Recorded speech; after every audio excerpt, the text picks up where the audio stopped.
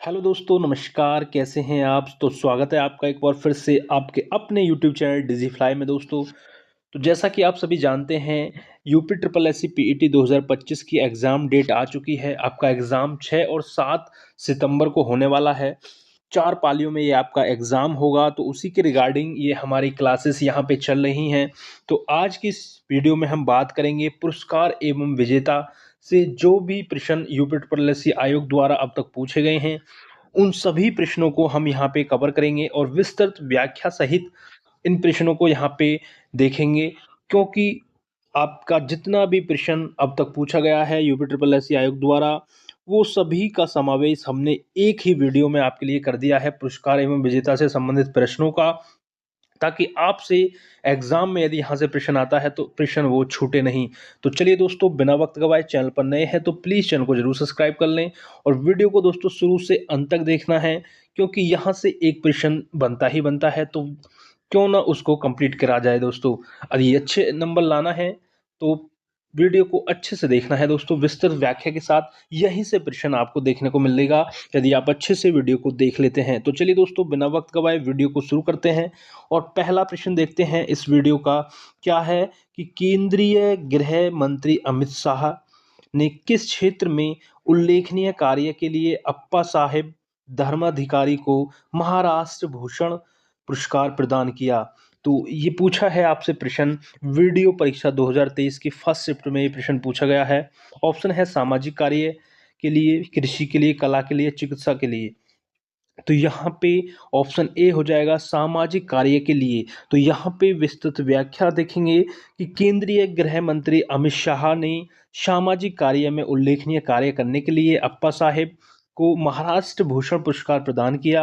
अप्पा साहेब महाराष्ट्र के प्रसिद्ध सामाजिक कार्यकर्ता और सुधारक हैं, जिन्होंने वृक्षारोपण अभियान, रक्तदान, चिकित्सा शिविरों के साथ साथ आदिवासी क्षेत्रों में नशा के खिलाफ सराहनीय कार्य किए हैं। तो ये प्रश्न हमारा क्लियर हो गया। चलिए दोस्तों, इसी तरीके से अगले प्रश्न की तरफ बढ़ते हैं। सभी प्रश्नों को हम अच्छे से इसी तरीके से देखेंगे। देखिए कितना अच्छा प्रश्न है अगला प्रश्न।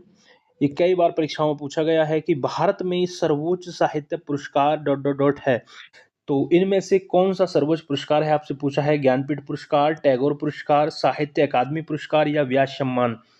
तो भारत में जो सर्वोच्च साहित्य पुरस्कार की यदि हम बात करें तो वो है ज्ञानपीठ पुरस्कार। ऑप्शन ए यहाँ पे राइट आंसर हो जाएगा। चलिए अब यहाँ पे इस प्रश्न की व्याख्या देखेंगे और ज्ञानपीठ पुरस्कार से जो प्रश्न यहाँ पे बन सकते हैं उन सभी को हम यहाँ पे देख लेंगे, ताकि प्रश्न एग्जाम में आपसे ना छूटे दोस्तों। ब्रह्मास्त्र है ये, आपने देख ही लिया होगा, ब्रह्मास्त्र हमने इसको नाम दिया है। तो कहने का मतलब ये है, यदि प्रश्न परीक्षा में बनता है तो यहीं से आपको देखने को मिलेगा पुरस्कार एवं विजेता से। ज्ञानपीठ पुरस्कार भारत में सर्वोच्च साहित्य पुरस्कार है। इसे केवल एक भारतीय नागरिक को प्रति वर्ष प्रदान किया जाता है।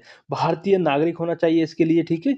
और इसके इस पुरस्कार के अंतर्गत 11 लाख रुपए नगद की राशि, एक प्रशस्ति पत्र और ज्ञान की देवी वाग्देवी सरस्वती की एक कांस्य की प्रतिमा, किसकी कांस्य की प्रतिकृति प्रदान की जाती है। यह सांस्कृतिक संगठन भारतीय ज्ञानपीठ द्वारा प्रायोजित किया जाता है। तो इसके अंदर मिलने वाली जो राशि वगैरह है इस पे आप ध्यान दीजिएगा। 11 लाख रुपए नगद की राशि मिलती है और एक प्रशस्ति पत्र मिलता है और एक ज्ञान की देवी वाग्देवी सरस्वती जिसको बोलते हैं हम, उनकी कांस्य प्रतिकृति प्रदान की जाती है, कांस्य की प्रतिकृति, ठीक है। इतनी चीजें आपको दोस्तों क्लियर होनी चाहिए। ज्ञानपीठ पुरस्कार से सर्वोच्च साहित्यिक पुरस्कार है भारत का, ठीक है। चलिए अब बढ़ते हैं अगले प्रश्न की तरफ दोस्तों। वीडियो पसंद आ रही हो तो वीडियो को लाइक शेयर जरूर करें दोस्तों, और जो भी भाई बहन आपकी तैयारी कर रहे हैं पैड 2025 की, तो उन तक इस वीडियो को जरूर पहुंचाएं दोस्तों, क्योंकि ये वीडियो उनके लिए बहुत ही महत्वपूर्ण होगी दोस्तों। यहाँ पे ऐसे ही क्लासेस हम और भी चला रहे हैं अपने चैनल पर, तो आप हमारे चैनल पर जाके विजिट कर सकते हैं दोस्तों। सभी टॉपिक के प्रीवियस ईयर क्वेश्चन जो अब तक आयोग द्वारा पूछे गए हैं, यूपी ट्रिपल एससी आयोग द्वारा, वो सभी हम यहाँ पे करा रहे हैं बिल्कुल according to syllabus, but according to syllabus. तो देख सकते हैं आप सभी जाके, इतना बेहतरीन बेहतरीन प्रश्नों को हमने कराया है दोस्तों, जहां से प्रश्न एग्जाम में देखने को मिलेंगे ही मिलेंगे। चलिए आगे बढ़ते हैं। नोबेल पुरस्कार, अगला प्रश्न है कि नोबेल पुरस्कार वर्ष 1901 से दुनिया भर में पुरुषों और महिलाओं को सम्मानित किया जा रहा है। वर्ष 1968 में निम्नलिखित क्षेत्र में किस क्षेत्र को जोड़ा गया है? ठीक है, अब यहाँ पे ध्यान दीजिए, देखिए 1901 से नोबेल पुरस्कार दिया जा रहा है दुनिया भर में, और 1968 में एक क्षेत्र को जोड़ा गया है। वो कौन सा क्षेत्र आपसे पूछा है? अर्थशास्त्र, चिकित्सा शास्त्र, रसायन विज्ञान या शांति। देखिए वीडियो परीक्षा पूछा गया प्रश्न है, तो ऑप्शन ए हो जाएगा इसका राइट आंसर। 1968 में अर्थशास्त्र के क्षेत्र को जोड़ा गया है। चलिए व्याख्या देख लेते हैं कि नोबेल पुरस्कार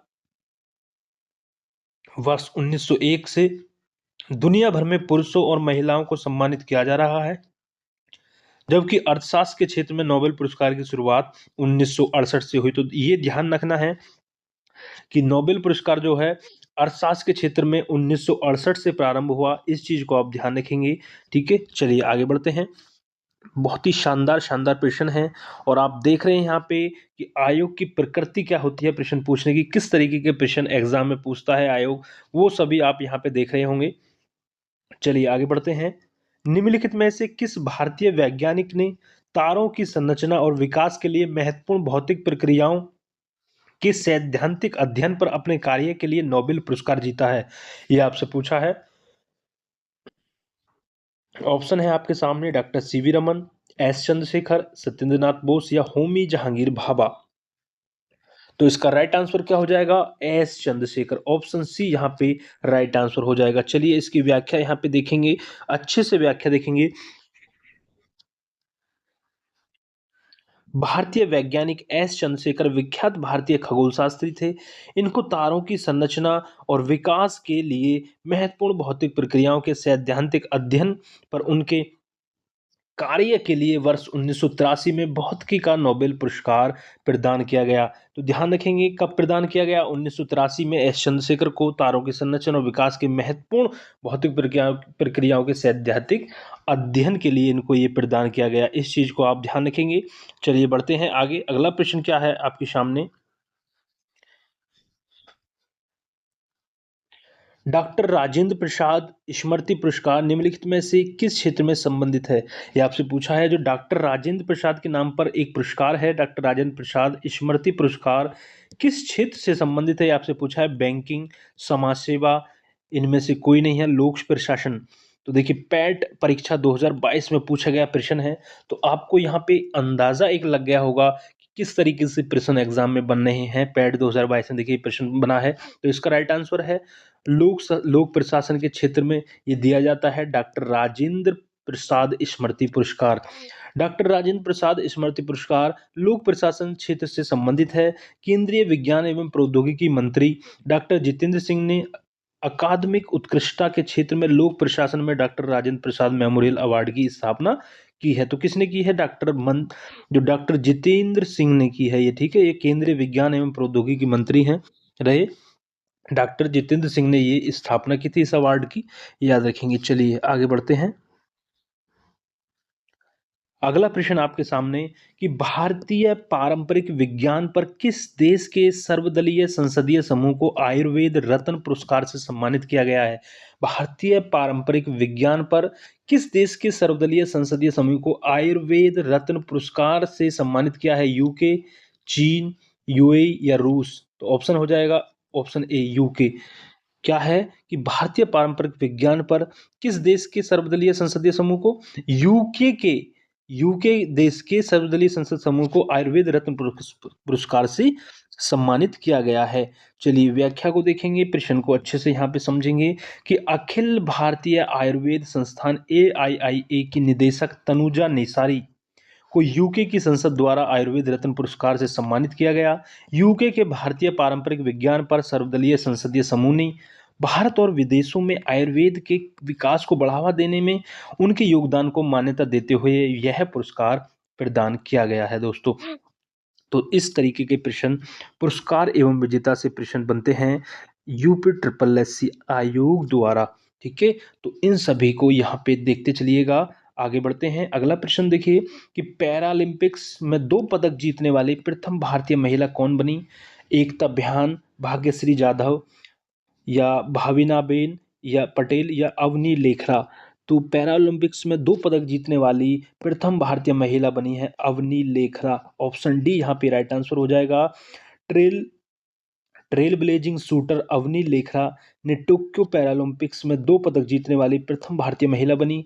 इन्होंने 10 metre air rifle standing event में गोल्ड और 50 मीटर राइफल में 3 पोजीशन में कांस्य पदक जीता। ठीक है, चलिए आगे बढ़ते हैं। अवनी लेखरा को याद रखना है आपको। आगे बढ़ते हैं, अगला प्रश्न देखिए, पैड 2021 में पूछा गया प्रश्न है, शानदार प्रश्न कि नोबेल पुरस्कार जीतने वाले प्रथम एशियाई कौन थे? सीवी रमन, रविंद्रनाथ टैगोर, राजीव गांधी या मदर टेरेसा? तो नोबेल पुरस्कार जीतने वाले प्रथम जो एशियाई थे वो थे हमारे रविंद्रनाथ टैगोर। नोबेल पुरस्कार जीतने वाले प्रथम एशियाई व्यक्ति रविंद्रनाथ टैगोर हैं। इन्हें वर्ष 1913 में, याद रखेंगे, कभी कभी सन भी पूछ लेता है, वर्ष 1913 में साहित्य के क्षेत्र में गीतांजलि रचना के लिए नोबेल पुरस्कार मिला। टैगोर का जन्म 1861 में कोलकाता में हुआ था। ये एक कवि, लेखक, समाज सुधारक, दार्शनिक एवं चित्रकार थे। इन्होंने ही महात्मा गांधी को सर्वप्रथम महात्मा कहा था और भारत एवं बांग्लादेश का राष्ट्रगान रविंद्रनाथ टैगोर ने लिखा है दोस्तों। तो देखिए कितने प्रश्न रविंद्रनाथ टैगोर जी से प्रश्न एग्जाम में बनते हैं, इनको यहाँ पे अच्छे से देख ले। देखिए गीतांजलि किसने लिखी है, पूछा जाता है गीतांजलि रचना किसकी है? रविंद्रनाथ टैगोर की है। और इसी के लिए दोस्तों साहित्य के क्षेत्र में 1913 में इनको नोबेल पुरस्कार मिला, ये ध्यान रखेंगे। और सर्वप्रथम गांधी जी को महात्मा किसने कहा, ये भी प्रश्न एग्जाम में बनता है। तो रविंद्रनाथ टैगोर ने कहा था सर्वप्रथम महात्मा गांधी को महात्मा। और बात करें यहाँ पे, जो भारत एवं बांग्लादेश का जो राष्ट्रगान है वो किसने लिखा है? याद रखेंगे जो हमारा राष्ट्रगान है भारत का और बांग्लादेश का, वो रविंद्रनाथ टैगोर द्वारा ही लिखा गया है दोस्तों। ये 3-4 प्रश्न हैं जो बहुत ही ज्यादा इंपॉर्टेंट हैं रविंद्रनाथ टैगोर से। चलिए आगे बढ़ते हैं अगले प्रश्न की तरफ। अर्जुन पुरस्कार किस लिए दिए जाते हैं, पूछा है। अर्जुन पुरस्कार जो है वो किस लिए दिए जाते हैं? आपातकालीन स्थिति में विशिष्ट सेवा के लिए, युद्ध में वीरता के लिए, खेल के क्षेत्र में उत्कृष्ट प्रदर्शन के लिए या विशिष्ट समाज सेवाओं के लिए?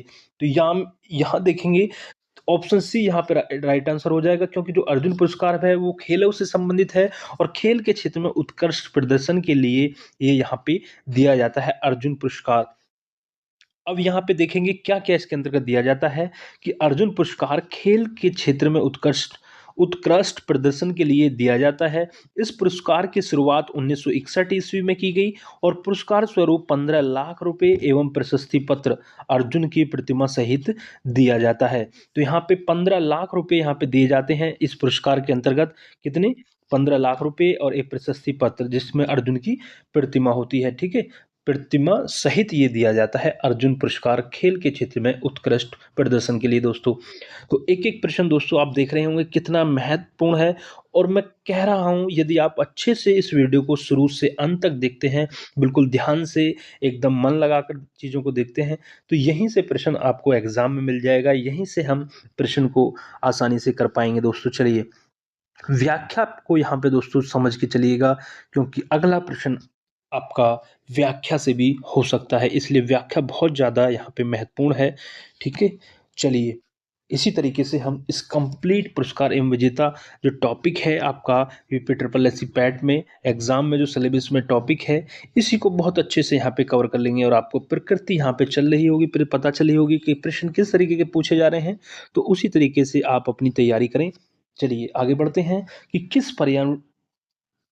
किस पर्यावरणविद ने 1997 में मैग्सेसे पुरस्कार जीता तथा ताजमहल और गंगा की सफाई में एक प्रमुख भूमिका निभाई? मेधा पाटेकर, चंडी प्रसाद भट्ट या अरुंधति राय या महेश चंद्र मेहता? तो ये थे महेश चंद्र मेहता थे, जिन्होंने ये पर्यावरणविद थे जिन्होंने 1997 में मैग्सेसे पुरस्कार जीता और ताजमहल और गंगा की सफाई में एक प्रमुख भूमिका निभाई। तो महेश चंद्र मेहता थे, याद रखेंगे महेश चंद्र मेहता। देखते हैं व्याख्या कि महेश चंद्र मेहता को 1997 ईस्वी में रेमन मैग्सेसे पुरस्कार दिया गया और यह पुरस्कार एशिया का नोबेल पुरस्कार है। याद रखेंगे एशिया का नोबेल पुरस्कार किसे कहा जाता है? रेमन मैग्सेसे अवार्ड को। ये भी प्रश्न एग्जाम में बन सकता है कि एशिया का नोबेल पुरस्कार किसे कहा जाता है? रेमन मैग्सेसे पुरस्कार को। और यह पुरस्कार उन्हें दिया जाता है जो एशिया के विकास को आगे ले जाने में मदद करते हैं। महेश चंद्र मेहता पर्यावरणविद हैं। उन्होंने ताजमहल और गंगा यमुना यमुना जैसी नदियों को प्रदूषण मुक्त करने का प्रयास किया। वह पर्यावरण संरक्षण के लिए, औद्योगिक प्रदूषण को रोकने के लिए सदैव प्रयासरत रहे। 2019 का रमन मैग्सेसे पुरस्कार एनडीटीवी के रवीश कुमार को पत्रकारिता के क्षेत्र में दिया गया है। ठीक है, एक पत्रकार हैं रवीश कुमार दोस्तों, बहुत ही अच्छे ये पत्रकारिता करते हैं। तो 2019 में इनको दिया गया है रमन मैग्सेसे पुरस्कार पत्रकारिता के क्षेत्र में, एनडीटीवी के हैं ये पत्रकार। चलिए आगे बढ़ते हैं।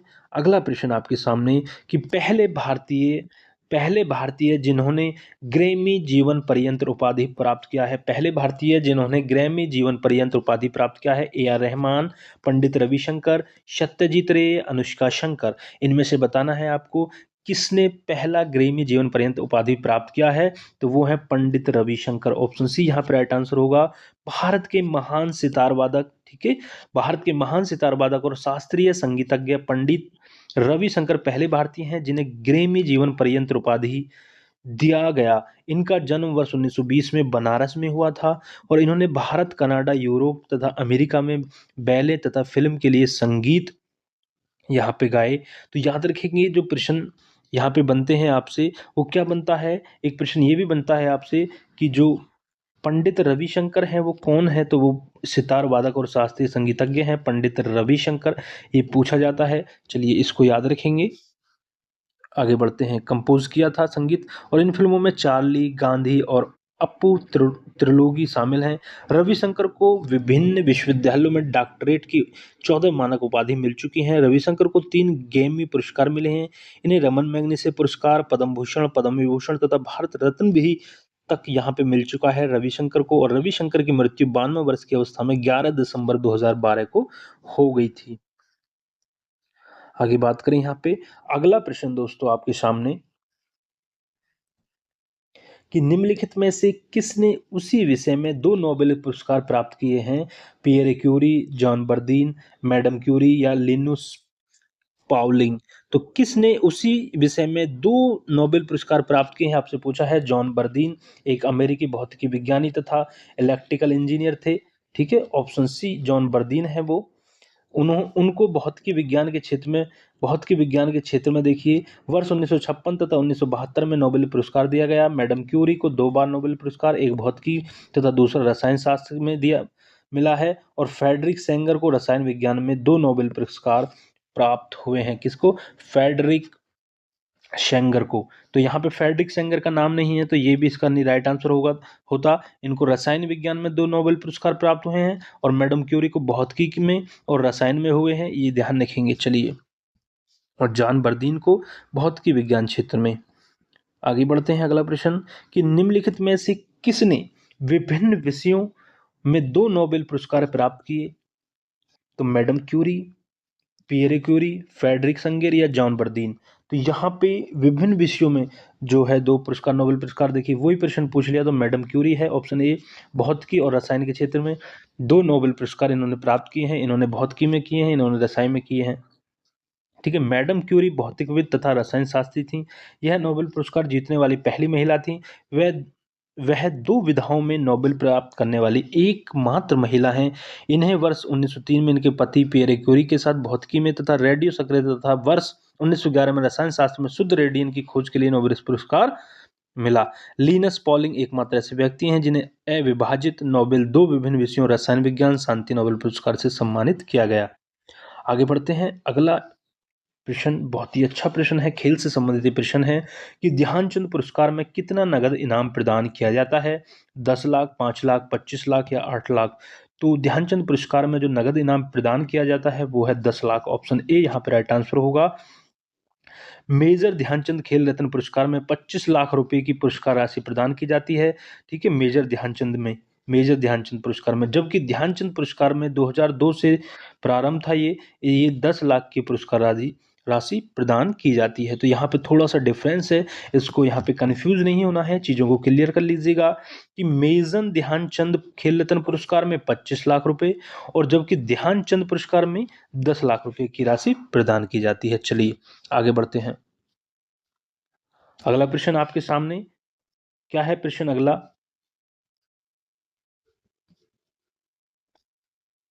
भारत सरकार द्वारा दिया जाने वाला तृतीय उच्चतम नागरिक पुरस्कार कौन सा है? ये आपसे पूछा है। भारत सरकार द्वारा दिया जाने वाला तृतीय उच्चतम नागरिक पुरस्कार कौन सा है? बताइए जल्दी से। पद्मश्री, पद्म भूषण, पद्म विभूषण या भारत रत्न? तो तृतीय जो उच्चतम नागरिक पुरस्कार है भारत सरकार द्वारा दिया जाने वाला, वो है आपका पद्म भूषण। पहले नंबर पर आता है भारत रत्न। रत्न याद रखेंगे, भारत सरकार द्वारा दिया जाने वाला सर्वोच्च नागरिक पुरस्कार है भारत रत्न। इसके बाद नागरिक क्षेत्र में देश का सबसे बड़ा साहित्य पुरस्कार पद्म पुरस्कार है। और पद्म पुरस्कार कला, साहित्य, शिक्षा, विज्ञान तथा टेक्नोलॉजी, खेल, चिकित्सा आदि किसी भी क्षेत्र में उल्लेखनीय क्षेत्र के लिए दिए जाते हैं। तो यहाँ पे दोस्तों जो व्याख्या यहाँ पे हो रही है, इस पे ध्यान देने वाली बात यही है।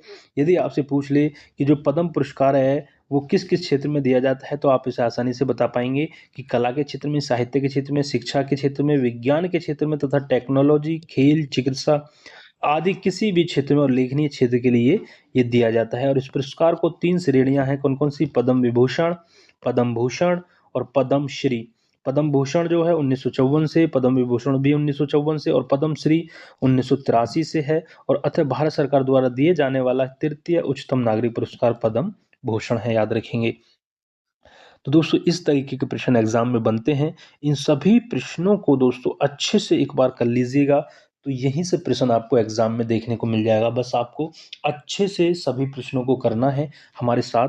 चलिए अगला प्रश्न आपके सामने क्या है? अगला प्रश्न कि प्रत्येक वर्ष कितने नोबेल पुरस्कार प्रदान किए जाते हैं?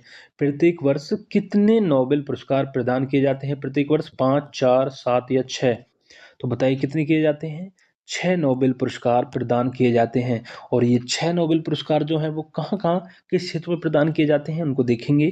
कि नोबेल पुरस्कार नोबेल फाउंडेशन द्वारा प्रत्येक वर्ष स्वीडन वैज्ञानिक अल्फ्रेड नोबेल की स्मृति में, याद रखेंगे, ये जो नोबेल पुरस्कार है वो किसकी स्मृति में? एक स्वीडिश वैज्ञानिक थे अल्फ्रेड नोबेल, उनकी स्मृति में इसको प्रदान किया जाता है। कौन कौन से क्षेत्र में? शांति के लिए, साहित्य के लिए, भौतिकी के लिए, रसायन के लिए, चिकित्सा के लिए और अर्थशास्त्र के लिए ये क्षेत्र में दिया जाता है। तो ये यहाँ पे 6 क्षेत्रों में दिया जाता है। प्रत्येक वर्ष 6 नोबेल पुरस्कार प्रदान किए जाते हैं। इन क्षेत्रों में दिए जाने वाला यह विश्व का सर्वोच्च पुरस्कार है। और इस पुरस्कार की शुरुआत अल्फ्रेड बर्नार्ड हार्ड नोबेल ने सन 1901 में की थी। पहले नोबेल पुरस्कार 5 क्षेत्रों में दिया जाता था। ठीक है, बाद में जो है अर्थशास्त्र जुड़ा था। अर्थशास्त्र के लिए पुरस्कार स्वीडिश बैंक द्वारा अपनी 300वीं वर्षगांठ के उपलक्ष्य में 1969 ईस्वी में आरंभ किया गया था। और इसे अर्थशास्त्र में नोबेल स्मृति पुरस्कार भी कहा जाता है। चलिए आगे बढ़ते हैं। अगला प्रश्न आपके सामने,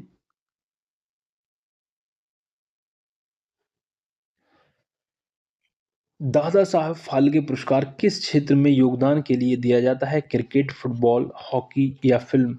तो दादा साहब फाल्के जो पुरस्कार है वो फिल्म के क्षेत्र में दिया जाता है। ऑप्शन डी यहाँ पे याद रखेंगे कि दादा साहब फाल्के हिंदी सिनेमा के पिता माने जाते हैं, इसलिए इन्हीं के सम्मान में दादा साहब फाल्के पुरस्कार फिल्म जगत में विशेष योगदान हेतु दिया जाता है। और इस पुरस्कार की स्थापना सन 1969 में की गई थी। अब ये पुरस्कार किस किस को दिया गया है बीते कुछ सालों में, वो यहाँ पे दिया हुआ है। 2017 में विनोद खन्ना को, 2019 में रजनीकांत को और 2018 में अमिताभ बच्चन को और 2022 में आशा पारेख को और 2023 में रेखा को ये दादा साहब फाल्के पुरस्कार दिया गया है। चलिए आगे बढ़ते हैं। अगला प्रश्न आपके सामने कि भारत का सर्वोच्च नागरिक सम्मान कौन सा है? पद्मश्री, अशोक चक्र, पद्म भूषण या भारत रत्न? देखिए ग्राम पंचायत अधिकारी में प्रश्न पूछा गया है, इसको कोई भी गलत नहीं करेगा, क्योंकि भारत का सर्वोच्च नागरिक सम्मान जो है वो भारत रत्न है। ऑप्शन डी यहाँ पे राइट आंसर होगा। भारत का सर्वोच्च नागरिक सम्मान भारत रत्न है। इसकी शुरुआत 1954 ईस्वी में हुई थी। यह 26 जनवरी को भारत के राष्ट्रपति के द्वारा प्रदान किया जाता है। किसके द्वारा? भारत के राष्ट्रपति द्वारा। और याद रखेंगे इसके मेडल पर सूर्य का चित्र होता है। सूर्य का चित्र अंकित होता है। वर्ष 2019 में नानाजी देशमुख, प्रणब मुखर्जी और भूपेन हजारिका को भारत रत्न पुरस्कार से सम्मानित किया गया था। तो दोस्तों इस तरीके से हम चीज़ों को साथ के साथ कवर करते चलेंगे ताकि एग्जाम में एक भी प्रश्न आपसे ना छूटे। दोस्तों एक ही वीडियो में सब खत्म कर देंगे हम, यहाँ से जितने भी प्रश्न बनेंगे आपके एग्जाम में, एक ही वीडियो में दोस्तों यहाँ पे प्रश्न खत्म हो जाएंगे। और जो कुछ प्रश्न जो बचेंगे वो बचेंगे आपके दोस्तों जो करंट से संबंधित होते हैं, तो वो करंट अफेयर के साथ आप उनको कवर कर लेना। और बाकी जो प्रश्न यहाँ पे बनेंगे आपके पुरस्कार और विजेता से, वो यहीं से आपको देखने को मिल जाएंगे। बस आपको बिना स्किप किए चीज़ों को देखना है, क्योंकि यदि आप एक भी प्रश्न स्किप कर देते हैं और वहीं से प्रश्न आपका यदि बनता है, तो कहीं ना कहीं दोस्तों वो प्रश्न आपसे छूट जाएगा। चलिए, क्योंकि एक एक प्रश्न यूपी ट्रिपल एस सी आयोग द्वारा अपनी परीक्षाओं में पूछा गया है, तो कोई सा भी प्रश्न वो रिपीट कर सकता है, याद रखना। व्याख्या से भी प्रश्न यहाँ पे बनते हैं। चलिए, निम्न में से किस व्यक्ति को सर्वप्रथम भारत रत्न पुरस्कार दिया गया? सत्यजीत रे को, मदर टेरेसा को, सी राजगोपालाचारी को, या सीवी रमन को? तो सर्वप्रथम भारत रत्न जो पुरस्कार है सी राजगोपालाचारी को दिया गया। ऑप्शन बी यहाँ पे राइट आंसर होगा कि भारत को सर्वोच्च नागरिक सम्मान भारत रत्न कला, साहित्य, विज्ञान क्षेत्र या बड़े पैमाने पर जनसेवा में उत्कृष्ट कार्य करने के लिए 26 जनवरी गणतंत्र दिवस के अवसर पर दिया जाता है, और यह देश का सर्वोच्च नागरिक पुरस्कार है। इसकी शुरुआत 1954 में हुई। 1954 में भारतीय राजनीति के चाणक्य कहे जाने वाले राजगोपालाचारी को भारत रत्न से सम्मानित किया गया। 1954 में भारत रत्न से सम्मानित व्यक्ति इस प्रकार हैं: डॉक्टर सर्वपल्ली राधाकृष्णन, चक्रवर्ती गोपालाचारी, डॉक्टर चंद्रशेखर वेंकट रमन। ठीक है, ये सभी भारत रत्न से सम्मानित व्यक्ति हैं। चलिए, अगला प्रश्न देखिए, फिर से रिपीट प्रश्न ये हुआ है, वन नक्षत्र में ये रिपीट कर दिया है प्रश्न कि अर्जुन पुरस्कार किस क्षेत्र से संबंधित है? तो आप आसानी से कर जाएंगे, खेल के क्षेत्र में उत्कृष्ट योगदान के लिए दिया जाता है। अर्जुन पुरस्कार खेलकूद से संबंधित है। ठीक है, कि अर्जुन पुरस्कार खेल कूद के क्षेत्र में प्रदान किया जाता है। अर्जुन पुरस्कार की शुरुआत 1961 ईस्वी में की गई। प्रत्येक वर्ष अधिकतम 15 खिलाड़ियों को उनके अद्वितीय खेल के लिए अर्जुन पुरस्कार दिए जाते हैं। खिलाड़ियों की संख्या विशेष वर्ष में बढ़ सकती है। चलिए, आगे बढ़ते हैं। अगला प्रश्न आपके सामने क्या है? प्रश्न कि वर्ष 1913 से वर्ष 2014 की अवधि में कितने भारतीयों को नोबेल पुरस्कार मिले? 7 को, 6 को, 9 को, या इनमें से कोई नहीं? तो उपरोक्त में से कोई नहीं, क्योंकि यहाँ पे जो पुरस्कार मिले हैं 1913 से 2014 की अवधि में, तो यहाँ पे देख सकते हैं आप 8 लोगों को ये नोबेल पुरस्कार मिला है। किस किस को मिला है उन सभी के नाम यहाँ पे हैं। एक तरफ नोबेल विजेता हैं, विषय है और वर्ष है। रविन्द्रनाथ टैगोर को मिला साहित्य के क्षेत्र में 1913 में। सीवी रमन को मिला भौतिकी के क्षेत्र में 1930 में। डॉक्टर हरगोविंद खुराना को मिला है चिकित्सा के क्षेत्र में 1968 में। मदर टेरेसा को शांति के क्षेत्र में 1979 में। सुब्रमण्यम चंद्रशेखर को भौतिकी के क्षेत्र में 1983 में। और अमर्त्य सेन को अर्थशास्त्र के क्षेत्र में 1988 में। डॉक्टर वेंकट रमन रामकृष्णन को रसायन के क्षेत्र में 2009 में। और कैलाश सत्यार्थी को शांति के क्षेत्र में 2014 में। तो यहाँ से देखिए 8 लोगों को ये मिले हैं। 2019 में मिला है अभिजीत बनर्जी को अर्थशास्त्र का नोबेल पुरस्कार मिला है 2019 में। तो यहाँ पे देखिए समझने वाली बात यह है कि प्रश्न और भी तरीके से यहाँ पूछे जाते हैं। प्रश्न कैसे बनता है कि मदर टेरेसा का किस क्षेत्र में नोबेल पुरस्कार मिला? तो आप कहेंगे शांति के क्षेत्र में। कब मिला? 1979। ये भी आपसे पूछ लेगा। तो विषय और वर्ष इन दोनों को आपको याद रखना है। आपसे पूछ लेगा कि अमर्त्य सेन को किस क्षेत्र में नोबेल पुरस्कार मिला? तो अर्थशास्त्र के क्षेत्र में। इस तरीके से प्रश्न यहाँ पे एग्जाम में बनते हैं। कैलाश सत्यार्थी को किस क्षेत्र में मिला? शांति के क्षेत्र में 2014 में। और अभिजीत बनर्जी को अर्थशास्त्र के क्षेत्र में 2019 में मिला। तो ये आपको विषय और वर्ष भी यहाँ पे आपको याद रखनी है। ऐसे प्रश्न एग्जाम में बनते हैं। चलिए, आगे बढ़ते हैं। अगला प्रश्न आपके सामने कि गोल्डन पेन ऑफ फ्रीडम पुरस्कार किससे संबंधित है? गोल्डन पेन ऑफ फ्रीडम पुरस्कार किससे संबंधित है? पत्रकारिता, ठीक है, पत्रकारिता, खेल संपादकीय, या सिनेकला, या साहित्य संबंधी लेखन? तो गोल्डन पेन ऑफ फ्रीडम ये पत्रकारिता से संबंधित है। देखिए, इसको थोड़ा सा याद रखेंगे। पेन का यहाँ पे नाम हो रहा है और पेन से ही होती है पत्रकारिता। तो गोल्डन पेन ऑफ फ्रीडम पुरस्कार अंतर्राष्ट्रीय पत्रकारिता से संबंधित है, जो 1961 में शुरू किया गया। और यह पुरस्कार विश्व समाचार संगठन द्वारा व्यक्ति या समूह को दिया जाता है। चलिए, आगे बढ़ते हैं। अगला पुरस्कार की गोकुल पुरस्कार संबंधित है। गोकुल पुरस्कार किससे संबंधित है? ये आपसे प्रश्न पूछा है कि गोकुल पुरस्कार संबंधित है कृषि उत्पादन को बढ़ावा देने के लिए, दुग्ध उत्पादन में सहकारिता को बढ़ावा देने से, खेलकूद को बढ़ावा देने से या बागवानी से। बहुत ही इंपॉर्टेंट प्रश्न है, गोकुल पुरस्कार कई बार प्रश्न बना है। तो ये दुग्ध उत्पादन में सहकारिता को बढ़ावा देने से संबंधित है गोकुल पुरस्कार। ठीक है, चलिए आगे बढ़ते हैं। अगला प्रश्न आपके सामने कि जून 2019 में निम्नलिखित में से किस लेखक को अंग्रेजी भाषा में भारतीय साहित्य को समृद्ध बनाने में उनके उत्कृष्ट योगदान के लिए 54वें ज्ञानपीठ पुरस्कार से सम्मानित किया गया था? अमिताभ घोष, अमित चौधरी, गिरीश कर्नाड या अश्वनी सांघी? तो ऑप्शन ए अमिताभ घोष को किया गया था, याद रखेंगे अमिताभ घोष। जून 2019 में प्रसिद्ध लेखक अमिताभ घोष को अंग्रेजी में भारतीय साहित्य को समृद्ध बनाने में उनके उत्कृष्ट योगदान के लिए 54वें ज्ञानपीठ पुरस्कार से सम्मानित किया गया। और ज्ञानपीठ पुरस्कार से सम्मानित होने वाले ये अंग्रेजी के पहले लेखक हैं, याद रखेंगे। ज्ञानपीठ पुरस्कार से सम्मानित होने वाले अंग्रेजी के पहले लेखक हैं कौन? अमिताभ घोष। ठीक है, 2019 में इनको भारतीय साहित्य में समृद्ध बनाने और उनके उत्कृष्ट योगदान के लिए 54वें ज्ञानपीठ पुरस्कार से इनको सम्मानित किया गया है। और ये अंग्रेजी के पहले लेखक हैं इस पुरस्कार से सम्मानित, अमिताभ घोष, याद रखेंगे। चलिए, साहित्य और शिक्षा में उनकी सेवाओं के लिए पद्मश्री 2007 में और उन्हें साहित्य अकादमी पुरस्कार 1990 से सम्मानित किया गया है। ज्ञानपीठ पुरस्कार के प्रथम विजेता जीएस कुरूप 1965 प्रसिद्ध मलयालम लेखक हैं।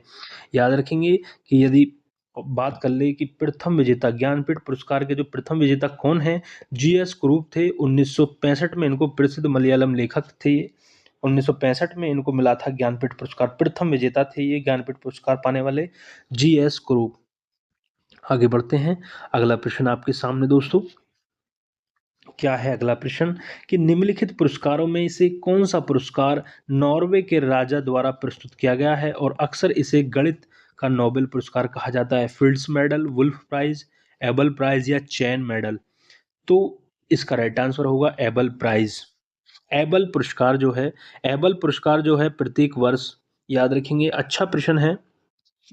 क्या है प्रश्न कि एबेल पुरस्कार जो है वो प्रत्येक वर्ष गणित के क्षेत्र में असाधारण उपलब्धियों के लिए नॉर्वे के राजा द्वारा प्रदान किया जाता है। एबेल पुरस्कार नॉर्वे के राजा द्वारा गणित के क्षेत्र में असाधारण उपलब्धियों के लिए, और यह गणित के नोबेल पुरस्कार के रूप में जाना जाता है। प्रत्येक वर्ष यह पुरस्कार Norwegian academy of science and letters द्वारा ओस्लो में प्रदान किया जाता है। कहाँ में? ओस्लो में। और वर्ष 2022 का एबेल पुरस्कार अमेरिका के गणितज्ञ डेनिस सुल्विन को प्रदान किया गया।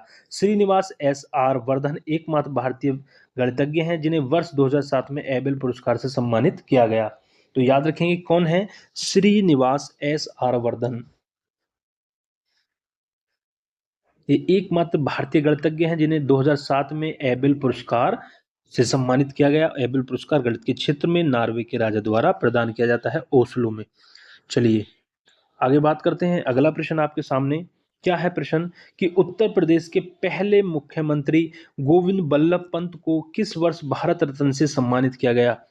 जो पहले मुख्यमंत्री कौन थे? गोविंद बल्लभ पंत थे, उत्तर प्रदेश के पहले मुख्यमंत्री। और इनको किस वर्ष भारत रत्न से सम्मानित किया गया? ये प्रश्न आपसे पूछ लिया है। 1955, 1957, 1960 या 1961? तो 1957 में, ठीक है, पंडित गोविंद बल्लभ पंत को उत्तर प्रदेश के प्रथम मुख्यमंत्री और भारत के चौथे गृह मंत्री थे। 1957 में उन्हें भारत रत्न से सम्मानित किया गया था। ये चीजें आपको याद रखनी है दोस्तों। तो दोस्तों ये थे आज की इस वीडियो में प्रश्न। दोस्तों वीडियो कैसी लगी दोस्तों कमेंट करके जरूर बताइएगा। वीडियो पसंद आई हो तो वीडियो को लाइक करें दोस्तों, शेयर करें अपने दोस्तों तक, और दोस्तों कमेंट करना ना भूलें। और चैनल पर नए हैं तो दोस्तों चैनल को दोस्तों सब्सक्राइब जरूर कर लें, क्योंकि यहाँ पे यदि आप पैट 2025 को लेकर सीरियस हैं तो हमारे साथ जुड़ जाएं, क्योंकि यहाँ पे हम कंप्लीट दोस्तों तैयारी आपकी करा रहे हैं। और प्रीवियस ईयर क्वेश्चन की जो हमारी सीरीज यहाँ पे चल रही है, जिससे आपका रास्ता 75+ नंबरों का तय होगा दोस्तों। यहाँ पे आप 75 प्लस क्वेश्चन आसानी से कर जाओगे यदि आप हमारी इस प्रीवियस ईयर क्वेश्चन वाली सीरीज को कंप्लीट देख लेते हैं। इससे पहले दोस्तों हमने 2023 में आपकी पैट की तैयारी कराई थी, उन उसकी भी क्लासेस यहाँ पे हमारे चैनल पर पड़ी हैं। पूरा दोस्तों थ्योरी वाइज वहाँ पे क्लासेस हैं। यदि आपको थ्योरी पढ़नी है पहले, तो आप दोस्तों बहुत ही कम समय में दोस्तों, मैं कह रहा हूँ कि 10-15 दिन के अंदर आप पूरी जीएस की थ्योरी वहाँ से चैनल से आप पढ़ सकते हैं दोस्तों। बहुत छोटी-छोटी क्लासेस में हमने कंप्लीट किया हुआ है और यहाँ पे अब प्रीवियस ईयर क्वेश्चनों की जो सीरीज चल रही है, ये बहुत ही अच्छी सीरीज है। यहीं से प्रश्न आपको एग्जाम में देखने को मिलेंगे। तो चलिए दोस्तों, ऐसी ही नई वीडियो के साथ मिलते हैं फिर अगली वीडियो में। तब तक के लिए दोस्तों जय हिंद, जय भारत दोस्तों। खुश रहें, मस्त रहें, स्वस्थ रहें।